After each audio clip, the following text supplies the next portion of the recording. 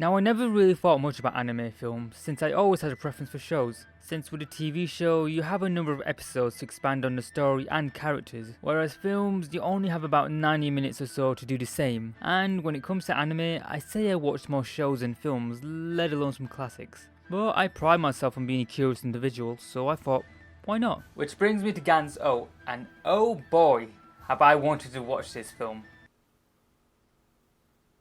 That wasn't even in the script.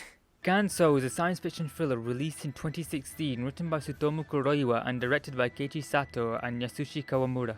And the film is based on the manga Gantz, written and illustrated by Hiroya Oku. I won't be touching on the manga too much, although I have recently read the first chapter, but more on that later. Now, I first heard of the film sometime last year when I went to my haircut, and I was talking to my barber about Netflix films, and he recommended me to watch Gantz. Normally I avoid watching adaptations since I much prefer to read from the source material, but from my research of the film, Gantz is almost separate from the source material.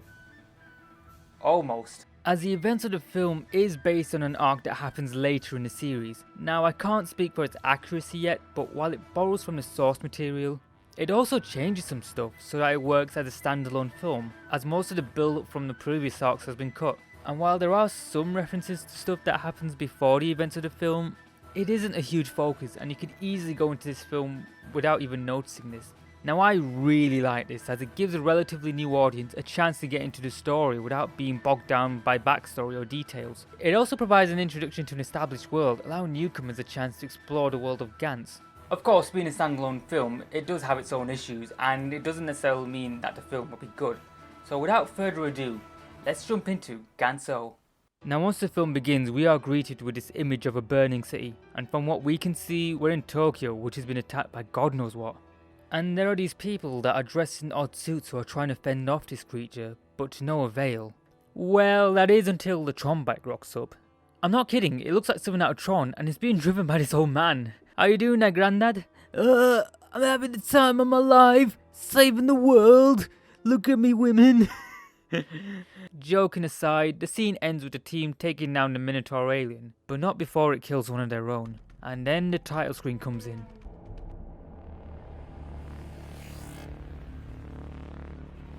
Ooh, I like that. Now, this is a really good opening for a film, as in a matter of minutes we get an idea of what to expect from it. And for a film, it's really important that they get this right. So the question is then, what are we in for? So the film takes place in Japan, where aliens have invaded Earth for reasons. In fact, later on we see the events from the opening being broadcasted in the news the next day. However, there seems to be a countermeasure of sorts by the name of Gantz, which is depicted as a spherical ball in this vacant room. During an invasion, Gantz brings a number of people into a room to serve as its players. Now, there isn't really much linking the recruits other than that they have somehow died on that day. Now, you would think that you would get an armada since a lot of people die, but I guess for this film, not many people die that day. Either way, this brings us to our main lead, Masaru Kato, an ordinary guy who subsequently stabbed to death by an unknown assailant while on his way home. But instead of dying, he is transferred to this strange room and is greeted by familiar faces from the intro. Confused, Kato quickly dons his suit and is soon transferred to Osaka, where the aliens have launched another invasion. And so Kato and the rest of the team must survive the night as they deal with the onslaught of aliens who want nothing but to cause wanton destruction. It's a very simplistic setup, and if you watch films like Hunger Games or Battle Royale, all of this will be familiar to you. But despite this, it works really well, as we now know this is going to be an action-oriented story without needing the deepness or the complexities. In fact, what I just explained happened in like the first 20 minutes, and because the film really wants to get into the meat of things. Or should I say aliens? So the team arrives in Osaka, which is unexpected for the regulars since they'd always been in Tokyo. And Kato, with only a few seconds of experience, is soon greeted by his first alien, which also serves as the main baddies of the film. Okay, the zombie geisha may not be the most threatening thing ever, but once all the monsters come out to play, that is when it gets going. Honestly, I love the alien designs. They really went all out with them since they vary from being hilariously stupid to downright scary. In fact, after examining these monsters, I was just thinking to myself that they look weirdly familiar, as if they were based on something, and indeed they were. as many of the monsters the team encounters here are in fact based on Japanese folklore, or yokai, which are basically supernatural ghosts. And comparing the yokai to the aliens, the similarities are almost uncanny. It kind of gives the implication that these aliens had previously visited Earth before and caused just as much havoc back then as they do now. Honestly, I still can't get over the use of Japanese folklore. Now, I love my folklore, although I say it's more to concentrate in Greek. However, I am reminded of a time when my friend who was really interested in this stuff was just telling me about this Japanese yokai. I believe it was called Akamanto, and it was basically a yokai that populated public bathrooms and school bathrooms. Basically, as the occupants were doing their business, Akamanto would turn up and ask them to use two different types of toilet paper. Either toilet paper results in death, of course, and the right thing to do is to ignore him, which is kind of weird, but I guess a lot of your kind of folklore is again, I guess. And while Akamanto doesn't appear here, there are other yokais to choose from, like this freaky guy here, who, if I'm correct, is based off the Surubi Otoshi yokai. Now at first you might laugh at how ridiculous this guy is as he rolls aimlessly, but when he notices a group, that is when it gets really weird, especially when he can do this. I don't know what it is, but I find the thought of a rolling head kinda weird, especially if they're sentient and can change directions. I guess it reminds me of the Incredibles game in a way, as during the first Omnidroid battle, the thing starts rolling to you and you think to yourself, oh okay, I'll get out of the way. But then the thing tricks you and it starts rolling to you again, and you're like, oh no, get away from me, get away from me! Honestly, I used to play Incredibles all the time as a kid. I never beat it since it was so hard and I had to rely on cheats, but the levels were so amazing, honestly I could talk about it for anyway. Back to Gantz, the headman isn't much of a problem as the shot to the head does the trick.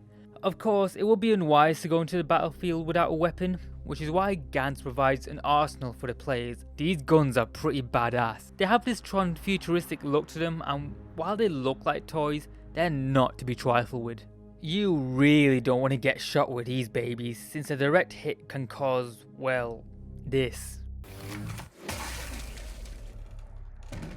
Yeah, that's going to take a while to come off. As well as that, Gantz provides traversal for the players, such as the Tron bike from the beginning, which makes its appearance in Osaka, but Gantz also has access to stuff that's a lot bigger.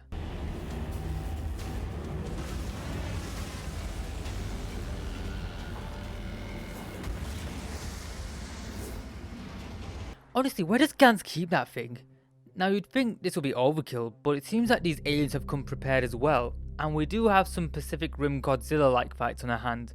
These scenes are such a treat. They're not a huge focus, but when you see these two go against each other, it's such a spectacle.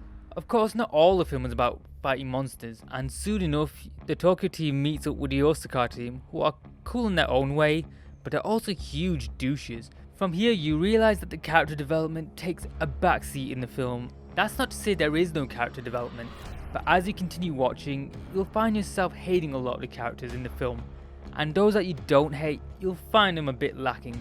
In fact, I struggle to care about a lot of the characters in the film just because of how annoying they can be. And while they do meet the end in very satisfying ways, which is kind of good, but the characters that you find neutral or that you like, you can easily tell they're being swept aside and they're not the focus of the story, which is a bit of a shame. I think the only characters I did care about was Kato and Anzu Yamasaki, the only female player in the Osaka team. Except for Anzu and one other person, the rest of the Osaka team aren't exactly the most likable people. Unlike the Tokyo team, they really embrace the situation they're in, and they see it as a sport than anything else, especially these guys who are the most infuriating of the lot. There's a sense of arrogance with them which makes you really hate them, and every scene you see them in, you really want to wring their necks. Now that's not to say you can't have an unlikable character in your story, since you can, but they need to be interesting enough and have some personality so that you can be engaged with them. However, these guys aren't really that. They're not that interesting, and their abrasive personalities really make it difficult to empathise with them. As for the Tokyo team, while they are more likeable, they do get sidelined a bit in the middle of the story. I mean, you learn interesting bits here and there, but until the final battle, you kind of realise that they're not the focus of the story. Now that's not to say I won't explore every character, but it would be nice to see more from them. Sure, they have their moments in the end, but by then you wish they did a bit more and had more presence in the film. Okay, it's clear that the supporting characters fill their roles of supporting characters. But what about the characters in the spotlight?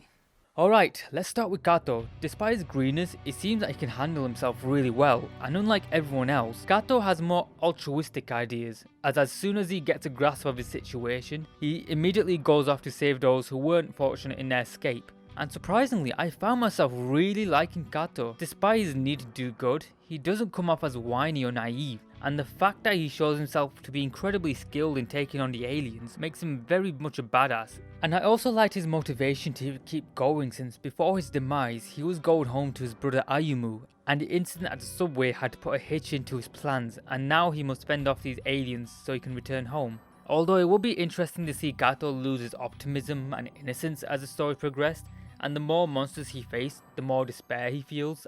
As for Anzu, she's probably the only one in the film we know the most about, and the one with the most character development. Her personality is definitely the most dynamic, since she's borderline tsundere, and the way she moves around, while weird at first, kinda grows on you, especially when you get into a story. Since we see her bump into Kato and she explains to him how she's a single mum trying to take care of a kid, and how she wants nothing but to survive so she can get home. Kato resonates with Anzu as he himself has someone waiting for him, and this serves as a way to strengthen the relationship between the two, as well as provide motivation for Kato to keep going. And I really like these two, as Kato is surprised by Anzu's personality, and Anzu is surprised by Kato's altruism, and this helps develop their relationship as it blossoms throughout the film, which is kinda surprising for a film that's really light on story and characters.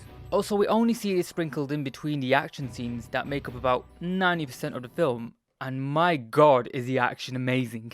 Throughout the film, Kato will come up against some really nasty monsters who are a lot more powerful than your average Joes, and here we just see how dangerous they can be. To me, they have this video game like quality to them, as it isn't just bang and you're dead.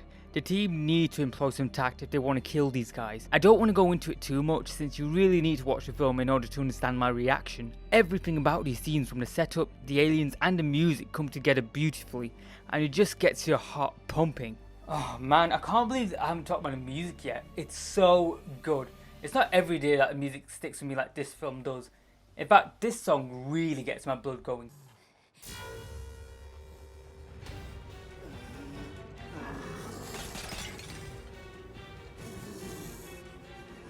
I've actually searched far and wide for this track, but I couldn't find it. It is a shame though, because if I could, I'd definitely listen to it 24/7. Now you may look at these monsters and think, oh man, these guys are crazy. I wouldn't want to be in their position. But this is nothing compared to the biggest, baddest, most dangerous SOB in the entire film.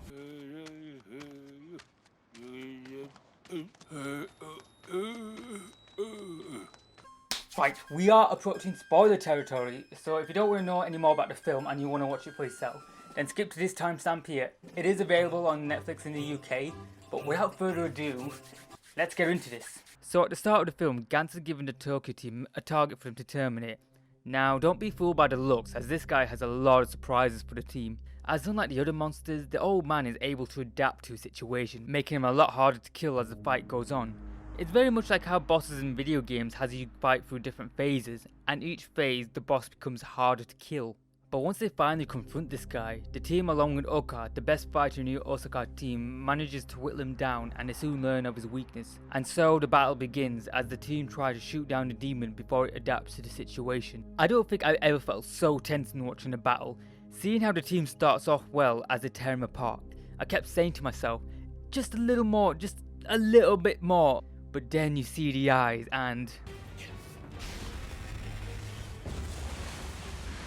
lasers start shooting out, though he's firing blind now, but as the fight goes on, he gets closer and closer to landing his hits. Now you know the team has to end it now or everyone's dead. But Kato sees a chance of defeating the demon, but the thing wounds him before he could do anything. Anzu sees all this, and without thinking, she sacrifices herself so Kato can reach the weapon. A far cry from earlier in the film. Filled with rage, Kato unleashes a storm upon his enemy.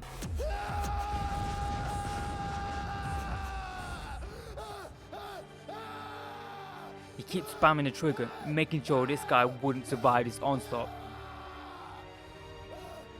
Then there's silence. You wait for the demon to come out, having somehow survived this massacre. But he doesn't. Kato has done it. He completed the mission, but at a great cost. Still devastated from earlier, Kato is informed by Gantz that he has 100 points for killing the target, and so he can choose to leave the game, pick a new weapon, or bring someone back. And to everyone's surprise, he decides to bring back Anzu and vows to himself that he will save everyone who had fallen in battle. Wow, that is one hell of an ending, and it still puts a smile on my face on how it ends so nicely. Although, I did feel that it was missing something, although I couldn't put my finger on it. After some time, I realised that what was missing was exposition. Now we know how Gantz recruits their soldiers, and the rules of the game, but we never know who Gantz is. Why does it do this? How is it able to do this? Also, who are these aliens? Why do they do this? And why do they look like Japanese yokai? And the best way to answer that question is, it doesn't matter. To be more specific, this isn't a story about the aliens or Gantz, but it's about Kato as he is pushed into circumstances uncalled for and how he must adapt to his new life and do what he can to survive and win. I think this really shows in the final battle where the demon and Kato are at each other's necks and the guy is about to give some exposition, but is soon cut off by the upcoming battle and leaving the origins of the aliens and Gantz a mystery for the entire film. Now I really like this decision, as the problem with a lot of films is that it tends to get wrapped up in exposition as they try to walk the audience through what is happening in the story, which often can mess up the pace of the film. Now some films have shown that you don't need to explain every detail to the audience, as they can get the gist and move on, which is what separates a film from a book or manga. Now as a book lover, I love my world building, especially in fantasy books where you can open the first page to be greeted with a map showing the landmarks that the characters may or may not visit. But film is a visual medium, and unlike books, you can't go into the nitty-gritty details, and a filmmaker will need to take liberties in order to make the details digestible for the audience, which is exactly what Gantz does, as I'm not sure if this ever gets explained in the manga or anime, but keeping this information a mystery allows for the film to focus on its strong points. And in some ways this is what I was looking for, as I was disappointed by a lot of recent action movies, and I feel like Gantz definitely scratched that itch with a light but intriguing story, brilliant setup and excellent pacing. So that's Gantz, which is still amazing as ever, although while it is surface level in terms of story and character, I really enjoyed it so much that the stuff that really annoyed me, like the annoying characters and then minor nitpicks, it didn't really bother me that much. In fact, I'd recommend this film to not just anyone who loves anime, but anyone who loves action in general, because this will really scratch that itch.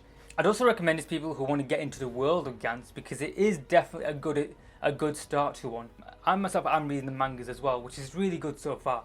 Although do expect some manga reviews and comparisons later on. That is all to come. Thank you so much for tuning in, and next time we'll be looking at... no clue, because I have no clue what we're doing.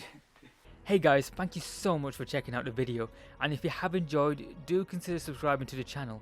Also, it would mean a lot if you could just share this video to your friends and family and to anyone who loves anime. And also do check out my social media down in the description. Thank you so much for watching, and I'll see you guys in the next video. So, see ya!